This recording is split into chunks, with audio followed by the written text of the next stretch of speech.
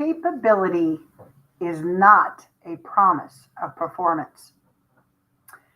Why are we talking about this today, boss? Great question. I find that a lot of my big hearted, well meaning bosses out there have a tendency to hold tightly on to a vision of someone's potential on the team. And while I hope you've heard me say it before, I'll say it again. Small business owners need to stop hiring for potential. That's not a thing we get to think about yet. We have to hire people that can be successful right now. In fact, Boss HQ clients, they have to have effective people within 60 days. Everybody that they hire, if they're not doing 80 to 100% of the job within 60 days, the recommendation is this is not the right fit. Now, of course, we help them figure out the right fit, but that's not what we're talking about today. Today, we're talking about the idea that once we hire somebody, we start to see potential. And maybe it was why we hired them.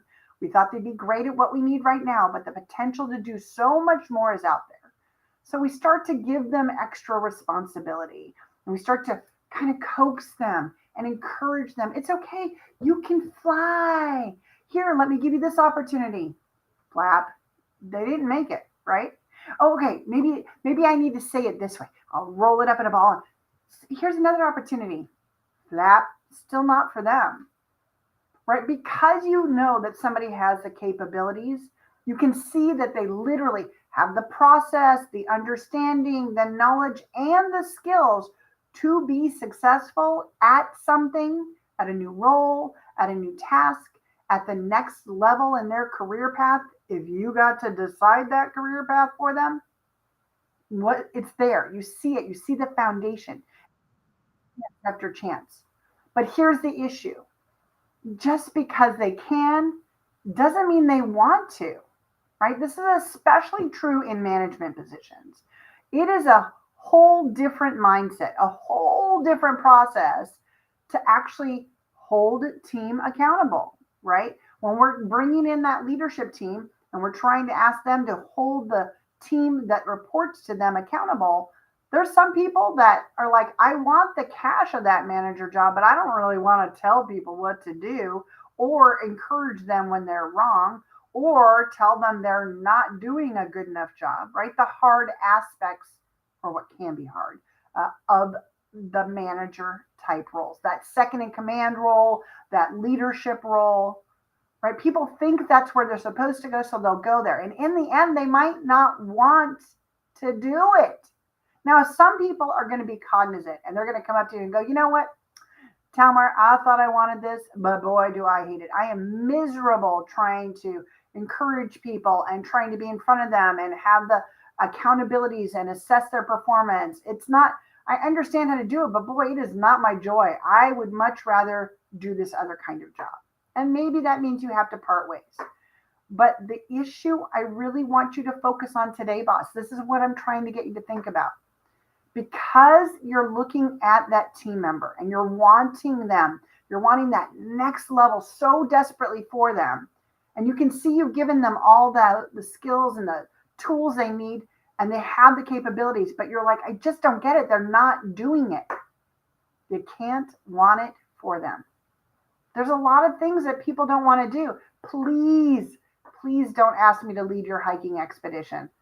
That's not my jam. I'm not a hiker. I'm the pool girl. I'm not going to be the hiker girl.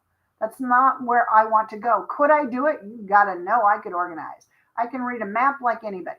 But do I want to? Nope. So as much as I might say yes to a boss that's trying to encourage me in my career path, and I might think I want to try it just to make sure that, yeah, it's as miserable as I expected, I might not be able to actually perform the job, either through subconscious ideas of the fact that I don't like it, but I don't want to disappoint my boss, so I sabotage myself, or consciously going, this is miserable. Can I do something else? Can I not do this job this way? And instead of the business owner pivoting to continually make a job perfect for an individual, it can create some hard conversations.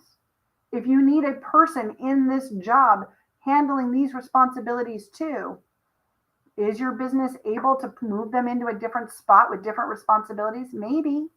It depends on the size of your company and exactly what those skill sets they have are. But at the end of the day, if what you hired them to do was be a leader, be a manager, and they're just not performing, capability does not mean you're going to get performance. And sometimes people just don't know that they're not going to want to do it until they've tried it. And it's up to you, boss, to help them understand, hey, you're not showing up in the way we need for you to be successful. So how can we come to a decision that works for both of us? If this is not the job for you, I need you to tell me and we'll see what our options are from there. I know. Remember, you're not assessing whether they're a good person, whether they're a nice person, whether they're even a capable person.